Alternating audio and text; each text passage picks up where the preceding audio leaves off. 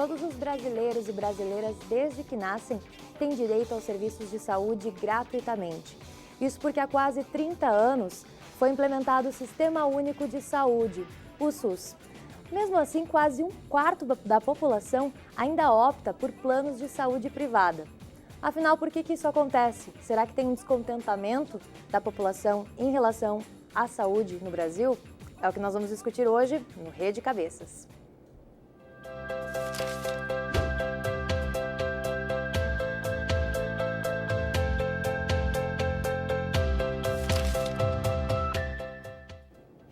Para discutir sobre o tema, a gente traz para o Rede Cabeças de hoje o Alexandre Avino, que é diretor técnico do Hospital Geral de Caxias do Sul, que é um hospital que atende 100% pelo SUS. A gente também recebe a Nilva Hextedley, que é professora de enfermagem aqui da universidade e pós-doutora em Ciências da Saúde. Seja bem-vinda também, Nilva. E o Carlos Eduardo Corá, que é economista e que atua no setor de saúde suplementar privado aqui da região. Bom, a gente tem aí, para o pessoal de casa entender, né? São duas divisões bem interessantes que a gente tem no nosso sistema de saúde, né? Nilva, queria que tu dissesse para a gente como é que você vê hoje o SUS e a saúde suplementar, o sistema de saúde suplementar aqui. Como é que está a condição disso hoje? Uma visão rápida. Bem, nós tivemos com a Constituição Federal, né, com a nova Constituição e depois com a Lei 8080 que estabelece o SUS, uma universalização do acesso à saúde do povo brasileiro. Significa que todos nós que nascemos no Brasil temos direito a ter acesso aos serviços de atenção em saúde. No entanto, desde que foi institucionalizado o SUS, a rede de serviços que estava posta, ela não daria conta da demanda existente. Não dava naquela época e continua não dando hoje. Então, a saúde suplementar, ela é uma forma de atender a população, né, que tem condições, né, de pagar por um plano de saúde. Uhum. Alexandre, você que atua ali no Hospital Geral e também atua nessa parte de saúde suplementar, como é que você vê a diferença? Existem diferenças na atuação desses dois sistemas? Sim, o Sistema Único de Saúde, que é o que existe no Brasil, é um sistema relativamente bem conceituado no mundo, sabe? É um sistema muito amplo, muito permissivo e que, nas suas diretrizes, ele tem sim o objetivo de prestar a melhor assistência possível à população. Com o passar do tempo, tem tentado se organizar e é relativamente organizado dentro desse país enorme que é o Brasil, com diferenças regionais e com uma necessidade assistencial muito grande. Mas nós sabemos que o sistema ele é subdimensionado desde a sua origem e que, como a Nilva disse, não daria conta do atendimento. E restou para uma população que tem a condição econômica de ter um plano de saúde, de buscar então a saúde suplementar, que é responsável por um quarto no Brasil, mas aqui na nossa região, muito provavelmente é 50%. Acho que a saúde suplementar, especialmente por ser um polo metalmecânico pujante, de sucesso claro, não é? As empresas, elas, dentro de uma política de conforto, elas oferecem um plano de saúde para os seus funcionários e isso faz de Caxias do Sul e região uma situação muito diferente, por exemplo, do Nordeste, onde provavelmente a proporção não é de um quarto, é menos do que isso, provavelmente é 20% de saúde suplementar e 80% de SUS. Então, mas são duas realidades diferentes. Eu sou suspeito porque eu trabalho num hospital muito diferenciado, que é o Hospital Geral, né? Depois a gente pode até avançar um pouco mais sobre isso. Mas a luta do Sistema Único é prestar a melhor assistência possível ao cidadão. O cidadão que especialmente não tem condição. E eu tenho certeza que a saúde suplementar também tem a missão de proporcionar o melhor atendimento possível também ao cidadão que opta por pagar o serviço. O sistema de saúde suplementar, como é que você avalia ele hoje, Carlos Eduardo? Porque ele vem já de algum tempo, né? Você acha que ele tem uma sustentação, ele é sustentável para a realidade de hoje? Bom, complementando aí os colegas de mesa, eu acho que a importância entre esse casamento de saúde pública, saúde o SUS, que a ideia e a sua concepção filosófica é bastante interessante e tem uma fundamentação bem importante para a sociedade. Então, o casamento com a saúde suplementar também vem a contribuir isso dentro da lógica econômica num país em desenvolvimento, um país com uma série de necessidades, com restrições orçamentárias. A possibilidade daqueles que têm um orçamento, uma capacidade de renda, que estão assistidos através ou às vezes de patrocinados por empresas ou por algumas entidades, que podem ter acesso a uma assistência complementar ou suplementar, como o próprio sistema nomeado, paga. Né? E isso cria, no meu entendimento, até como uma lógica, um professor, ex-professor de economia, um conceito até de justiça social, uma ideia muito boa que precisaria avançar. Né? Porque faz com que aqueles que poderiam ter um dispêndio, através de uma renda, o acesso pela sua renda, a complementação financeira de um plano de saúde privado.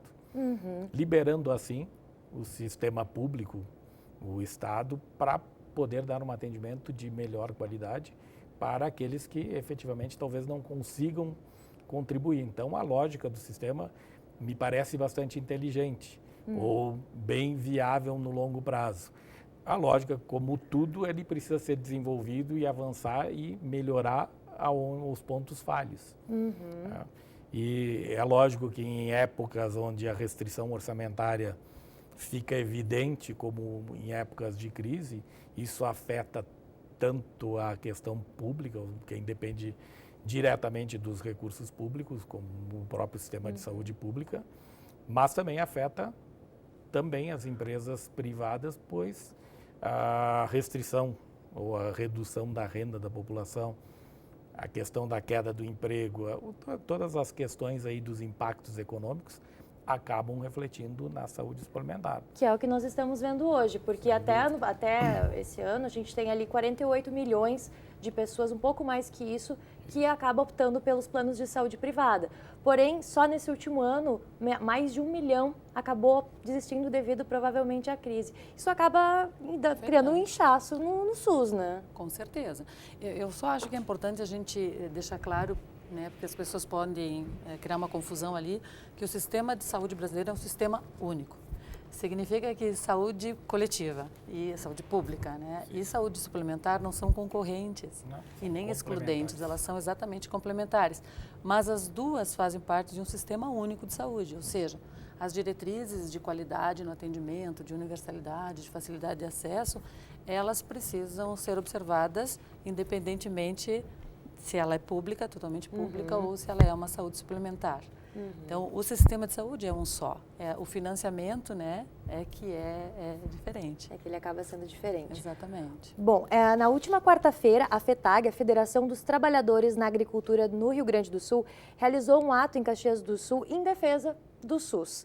A nossa equipe de reportagem acompanhou a manifestação, que você confere a partir de agora. Vieram de vários municípios aqui da nossa regional da Serra. Segundo a organização, cerca de 500 agricultores estiveram presentes no ato. O objetivo da manifestação é a forte campanha da valorização da saúde pública no país. A gente trabalha para o agricultor botar dinheiro no bolso através da sua produção, do seu trabalho do dia a dia. E por outro lado, a gente vê o agricultor tendo que gastar esse dinheiro para pagar a saúde, que é um direito que ele tem pela Constituição, dizendo que é gratuito. Não podemos concordar com isso. Tem que pressionar os governos para que seja melhorado o SUS. A gente sabe hoje que os planos de saúde, né, é uma questão assim que atende cada vez menos a população. Essa atividade faz com que a população fique sabendo que está faltando recurso, mesmo tendo já a destinação, mas não está chegando, e quem paga por isso é a população, porque falta saúde para a população. O Sistema Único de Saúde, o SUS, é o principal programa de saúde, talvez, do mundo.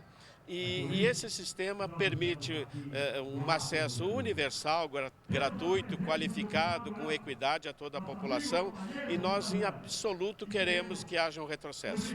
A gratuidade e o acesso universal tem que ser garantido de qualquer forma. Os manifestantes se concentraram em frente à 5ª Coordenadoria Regional de Saúde, entregaram uma carta com reivindicações e seguiram até o Hospital Pompeia, onde realizaram um abraço simbólico em defesa da saúde pública no Brasil. Luto, que o SUS está morto, os hospitais estão mortos, não tem mais vaga para UTI, para SUS, para cirurgia, consulta, nada, está tudo morto. A gente paga os impostos, paga as tarifas, tudo que a gente paga e o dinheiro não volta em retorno para o nosso bem. O SUS, ele é maravilhoso. O que falta, na verdade, são os nossos governos encontrarem alternativas concretas para que esse SUS funcione. Precisa vontade política, o que precisa é compromisso real com a população e não apenas aquela campanha que a gente infelizmente vê todo ano de eleição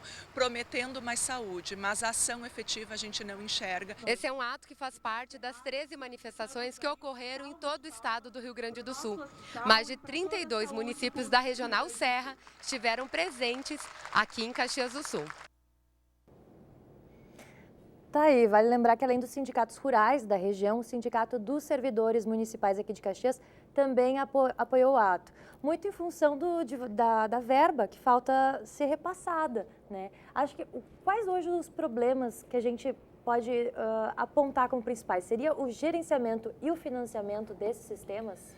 Acho que o problema ele é misto, certo? Existe com certeza uma dificuldade econômica. Certo? A saúde é cara, certo? Assim, o atendimento sempre é caro. Nós temos custos relacionados a atendimento, medicações, equipamentos especiais para tratamento. Isso gera um custo muito grande. E certamente o orçamento é subdimensionado e como o recurso chega até o local de uso é totalmente tortuoso. Então, assim, só mudando, desculpe, mas acho que é importante, como cidadão, para mim é muito bom ver esse tipo de manifestação, porque significa amadurecimento social. Hoje, nós somos conhecidos como uma população festiva, calorosa, muito afetiva, e realmente nós somos mesmo, nós temos que nos orgulhar disso. Mas nós temos que também amadurecer e escolher as prioridades, certo? Saúde, com certeza, é uma prioridade. Educação, segurança, transporte, todos são prioridades. E pelo menos um segmento da população está se mobilizando, exigindo uma saúde pública de qualidade. Nós temos condição de chegar lá? Com certeza. Mas nós precisamos de amadurecimento social, ou seja, nós, como cidadãos, temos que dizer, eu quero o dinheiro aplicado aqui, eu quero o dinheiro aplicado ali.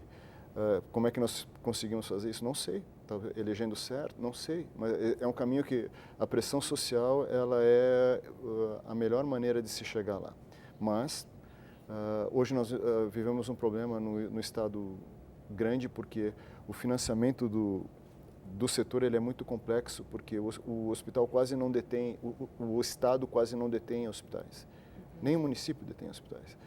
Existem santas casas, existem hospitais filantrópicos que prestam serviço ao SUS. Esse serviço normalmente é remunerado ou por contratos ou por produção. A tabela SUS ela é grosseiramente defasada, ela não tem nenhuma realidade com o gasto real. E as instituições, os municípios, eles acabam sendo abastecidos por subsídios. Subsídios são verbas suplementares que vêm para... Que daqui a pouquinho a gente vai continuar, porque já estão me avisando. A gente vai para um brevíssimo intervalo e daqui a pouquinho a gente volta para conversar mais sobre saúde pública.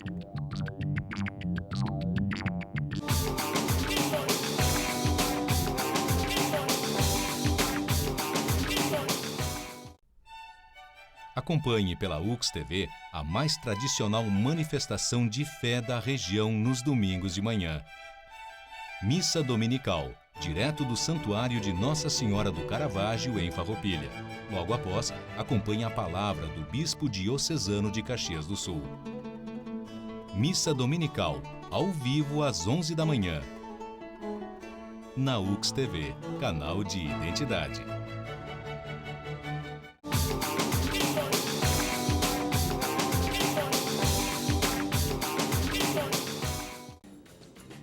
Estamos de volta com o Rede Cabeças, aqui pela UX-TV, canal de identidade e parceira do canal Futura.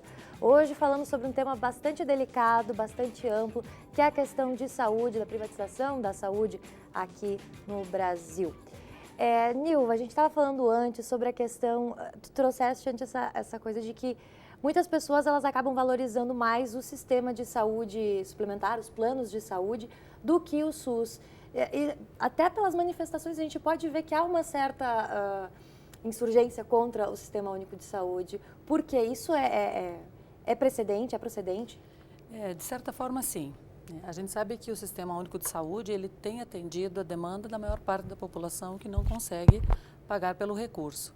No entanto, há uma demanda reprimida sempre, porque saúde é caro, prestar serviço de saúde é caro, né, é oneroso, e o financiamento ele é pequeno e o cenário também ele é bastante ruim, no sentido de que quando você tem uma restrição financeira, provavelmente nós teremos as restrições financeiras ainda maiores daqui para diante, né?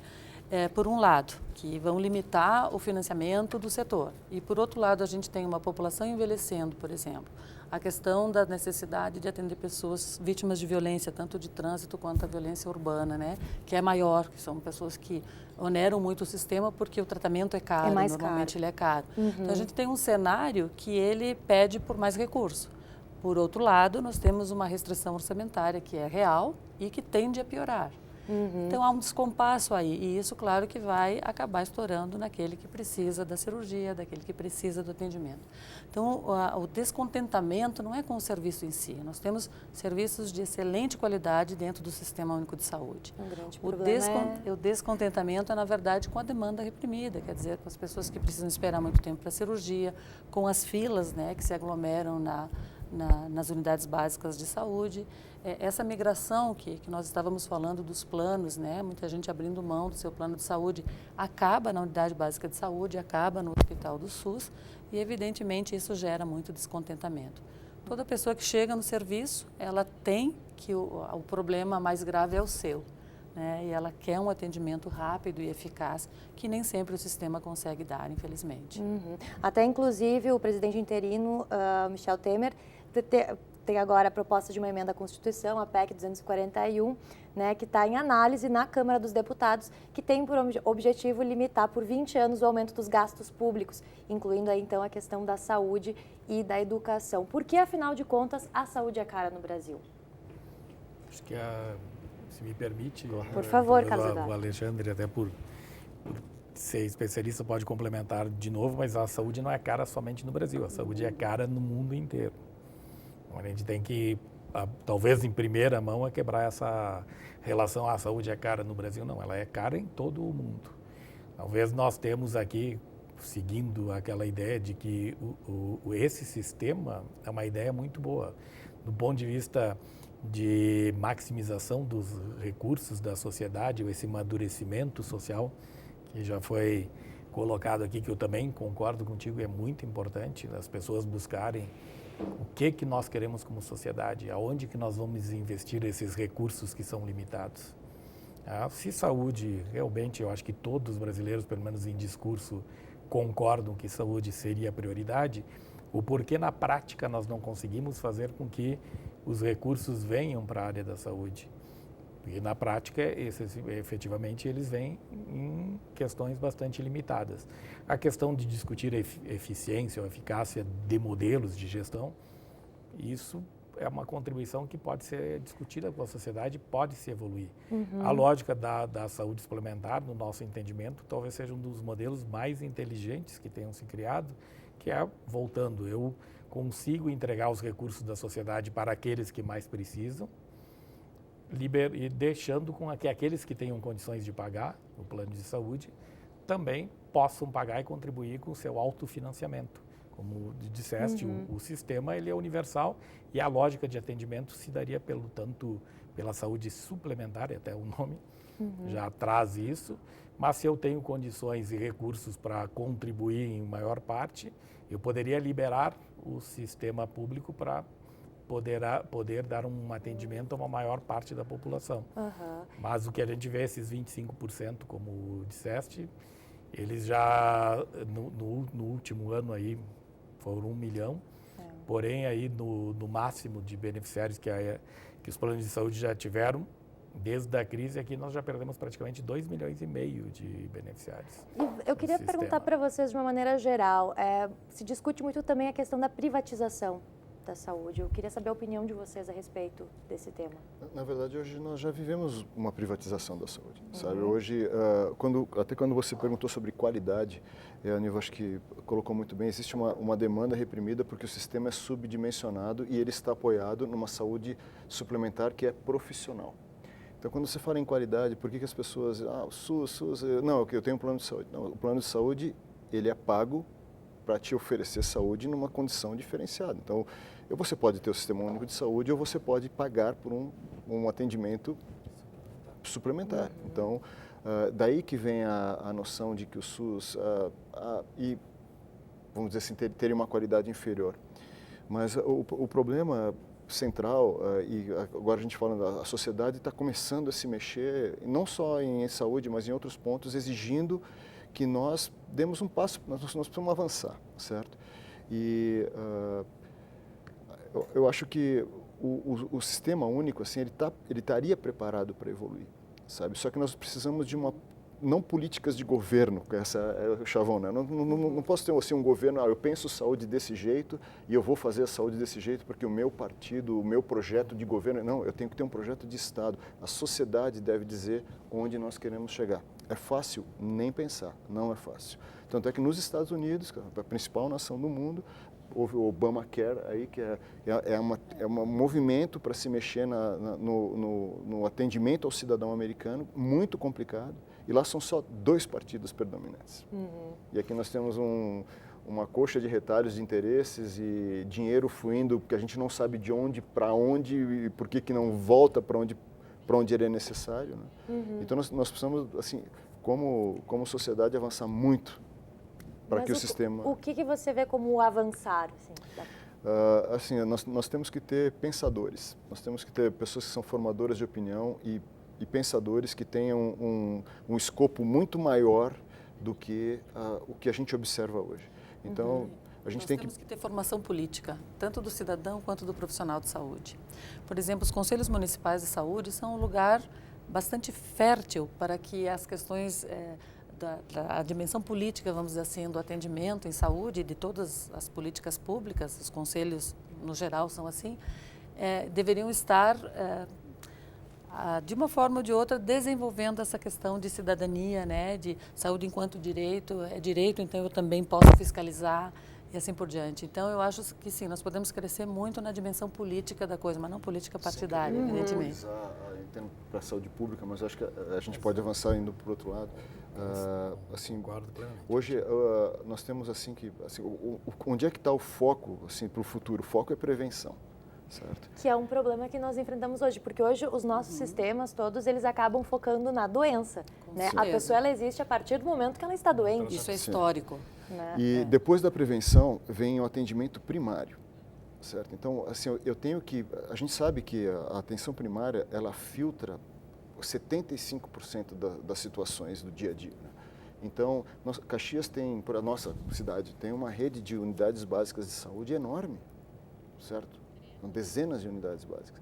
O que eu acho que, em termos de política de saúde, deveria acontecer? Efetividade ali.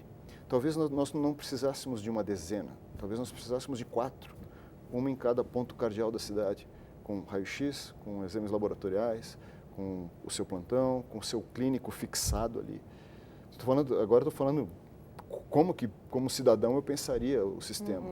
E essas unidades, essas mega unidades, serão responsáveis, sim, por um atendimento para depois. Procedimentos de maior complexidade, avança para o hospital, que é secundário, ou terciário, ou quaternário, dependendo da região, para fazer desde o parto complicado, que nós temos aqui, até o transplante. Então, acho que, como eu disse, a gente tem que olhar lá na frente para onde a gente quer chegar.